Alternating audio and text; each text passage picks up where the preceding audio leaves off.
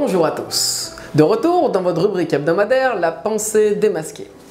Il vous est certainement déjà arrivé d'avoir été offensé ou heurté par une personne. Dans ce genre de situation, quelle est d'après vous la meilleure attitude à adopter? Dans la première paracha que nous lirons ce Shabbat, la paracha de Chukat, le peuple juif se plaint de ses conditions de vie dans le désert.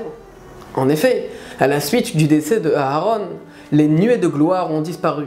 Or, elles constituaient une protection pour les béné Israël. Après avoir constaté la colère de Dieu sévissant sur eux et pris conscience de leur faute, le peuple s'adresse à Moshe en implorant son pardon.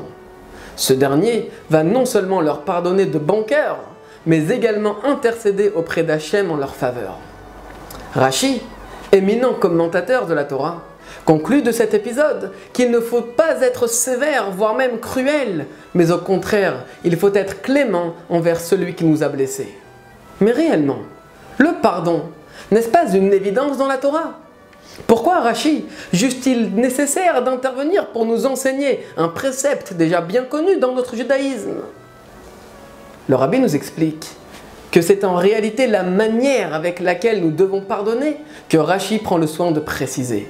De fait, ce n'est pas uniquement de passer l'éponge dont il s'agit, mais bien plus que cela. Dans ces termes précisément choisis, Rashi nous enseigne que si une personne nous présente sincèrement des excuses, il faut effacer de notre cœur toute trace d'animosité ou même de rancœur à son égard.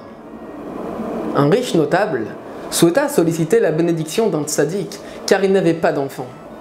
Considérant qu'il n'était pas de son rang de respecter la file d'attente, il essaya de dépasser tout le monde pour gagner du temps.